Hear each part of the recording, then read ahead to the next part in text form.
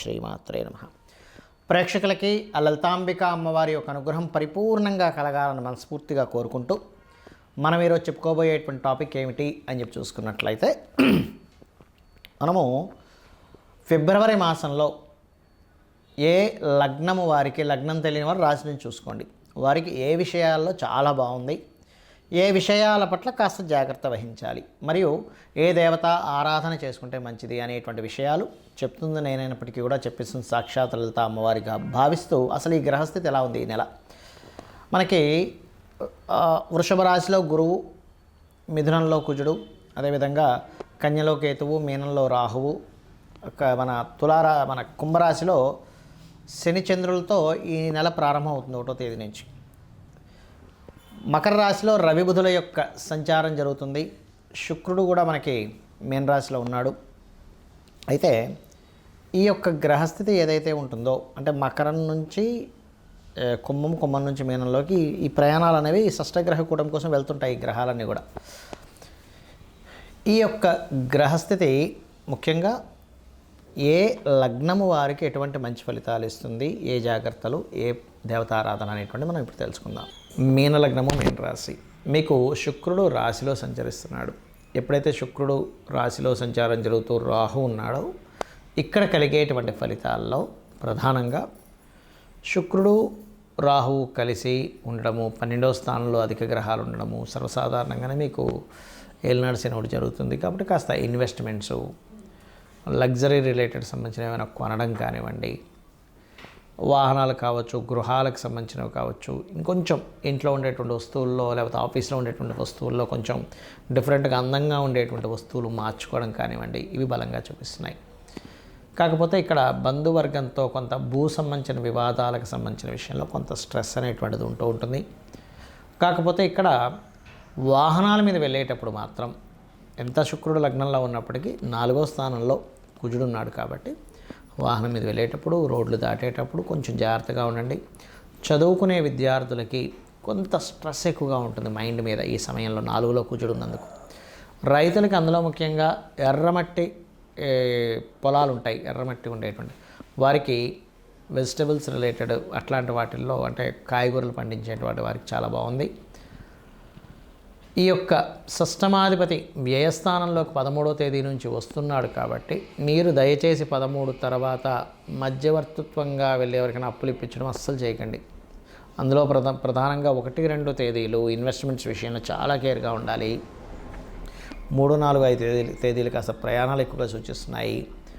కాకపోతే ఇక్కడ ఎప్పుడైతే లగ్నంలో శుక్రుడు ఉన్నాడో, ఎవరైతే ఉపాసన చేస్తుంటారో 3, 4, 5 తేదీలు కరెక్ట్గా కనుక చేసినట్లయితే దేవతా సంబంధించిన అనేకమైన మిరాకిల్స్ కూడా కనిపిస్తాయి.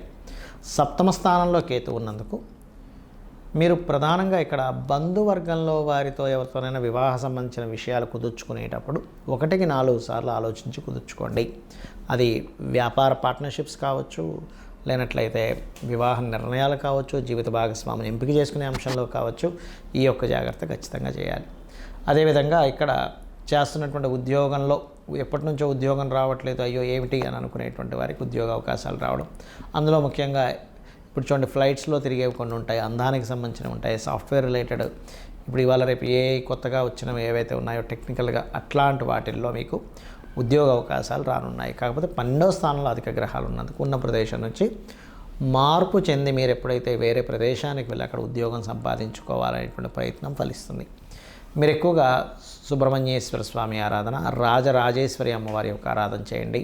వివాహం కోసం ప్రయత్నం చేసేటువంటి వారు గణపతిని ఆరాధించండి, త్వరగా మీకు కుదురుతుంది. చాలామందికి ఎన్నో రెమెడీస్ చేస్తుంటారు. ఏ రెమెడీస్ చేస్తున్నా సరే అది ముందుకి కదిలినట్టే కదిలి ఆగిపోతూ ఉంటుంది. అది ఎందుకు అనేది అర్థం కాదు. దానికి కారణం మనం చూడండి, ఒక తలనొప్పి ఉంది మనకి, తలనొప్పికి సంబంధించినటువంటి ఔషధం టాబ్లెట్ వేసుకుంటేనే మనకు తగ్గుతుంది. కడుపు నొప్పికి ఒకటి, తలనొప్పికి ఒకటి, లేనట్లయితే అజీర్ణ వ్యాధి అయితే ఒకటి, జ్వరానికి అయితే ఒకటి, ఇంకో దానికి మనకి వైటమిన్స్ సంబంధించినవి ఎలా అయితే వేరువేరుగా ఉంటాయో, మొట్టమొదటిగా మనకున్న సమస్యని తీర్చడానికి ఏ గ్రహానికి చేసుకోవాలి, ఏ దేవతారాధన చేసుకోవాలని ముఖ్యంగా తెలుసుకోవాలి.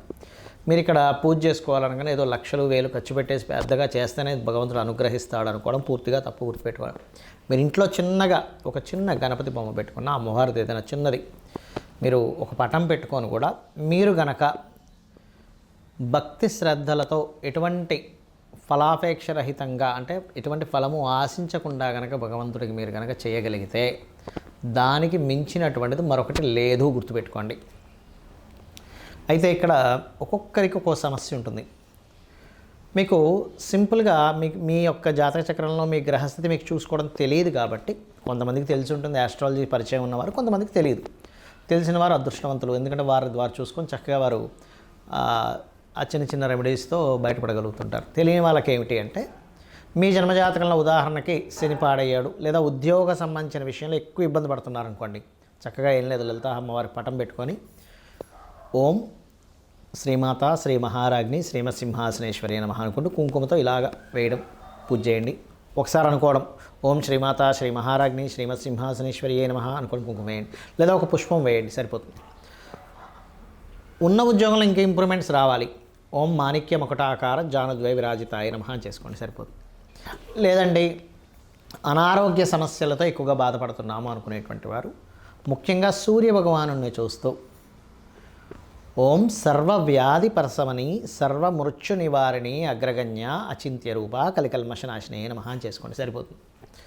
పేరు ప్రఖ్యాతలు రావాలి, సూర్యభగవాన్నే చూస్తూ ఓం భానుమండల మధ్యస్థ భైరవీ భగమాలినే నమః. అయితే మీరు చేసేటప్పుడు సూర్యుల్లో అమ్మవారు ఉంది అనేటువంటి భావనతో చేయండి. ఇంట్లో పూజ చేసేటప్పుడు అక్కడ ఏదో పటం ఉందని కాదు, సాక్షాత్ అమ్మవారు అక్కడ ఉంది, ఆ అమ్మవారికి నేను చేస్తున్నాను అనేటువంటి భావనతో చేయండి, ఖచ్చితంగా ఫలితం వస్తుంది. ఏమి ఆశించకుండా మీరు చేయండి, ఆటోమేటిక్గా ఫలితం వచ్చేస్తుంది. పంచోపచార పూజ అంటుంటారు, తెలుసు కదా, గంధము, పుష్పము, దీపము, ధూపము, నైవేద్యము, ఏ నైవేద్యమైనా పెట్టచ్చు, గుర్తుపెట్టుకోండి. ఇదే పెట్టాలి, ఇది పెట్టకూడదు అనేది ఏమీ లేదు. మీ భక్తి శ్రద్ధలతో శ్రీకృష్ణ పరమాత్మ చెప్పాడు ఏంటి, మీరు ఫలాపేక్ష రహితంగా ఫలమైనను, పుష్పమైనను, పత్రమైనను, ఉదకమైనను మీరు ఏది సమర్పించినా కూడా నేను ప్రీతితో స్వీకరిస్తున్నాను అన్నాడు ఆయన. కాబట్టి అలా పెట్టండి, ఖచ్చితంగా తీసుకుంటాడు స్వామి. మరి అదేవిధంగా మరి కొంతమందికి వివాహం అవ్వదు, అలాంటి వారు తెల్లటి పుష్పాలు, ఎర్రటి పుష్పాలు తీసుకొని అమ్మవారి ఫోటో దగ్గర, లేకపోతే యంత్రం ఉంటే యంత్రం దగ్గర చక్కగా మీరు యంత్రం సంబంధించిన కూడా కొన్ని చెప్తాను నేను మీకు తర్వాత వీడియోలో. అక్కడ చక్కగా ఏం చేస్తారంటే మీరు ఒక్కొక్క పువ్వు వేస్తూ ఓం కామేశబద్ధ మాంగళ్య సూత్రశోభిత కందరాయే నమః అనుకుంటూ చేయండి. లేదండి మా దగ్గర పుష్పాలు దొరకట్లేదు, లేకపోతే అంత పొద్దున్నే లేదు అంటే అక్షింతలు వేసుకుంటూ కూడా చేయవచ్చు, అందులో ఎటువంటి సందేహం లేదు. మరి అదేవిధంగా వివాహ జీవితం బాగాలేదు, అలాంటి వారు చక్కగా మీరు ఓం శివకామేశ్వరాంకస్త శివ స్వాధీన వల్లభాయే నమః అని చేసుకోండి. లేదంటే బిజినెస్లో మేము రాణించలేకపోతున్నాము, అటువంటి వారు ఓం ఇంద్రగోప పరిక్షిప్త స్మరతూనా భజంగికాయై నమః. ఫైనాన్షియల్ గ్రోత్ రావాలి, ఓం సంపత్కరీ సమారూఢ సింధుర వ్రజ సేవితాయే నమః. ఆ రకంగా మీరు ఎంత చేసుకుంటూ ఉంటే అంత చక్కటి ఫలితాలు మీకు రావడం జరుగుతుంది. అలాగే మరి కొంతమందికి అప్పులు ఎక్కువగా ఉంటాయి, వాళ్ళ రేపు అప్పుల బాధలు చాలామంది పడుతున్నారు, ఓం అపర్ణాయే నమః అని చక్కగా బిల్వ దళాలు కనుక మీ దగ్గర ఉంటే ఒక్కొక్క బిల్వ దళంతో అమ్మవారి దగ్గర పెడుతూ ఒక పుష్పము బిల్వదళం కలిపి చేయండి, ఖచ్చితంగా మీరు అప్పుల బాధల నుంచి బయటపడతారు. అయితే ఇక్కడ ఏంటంటే చాలామంది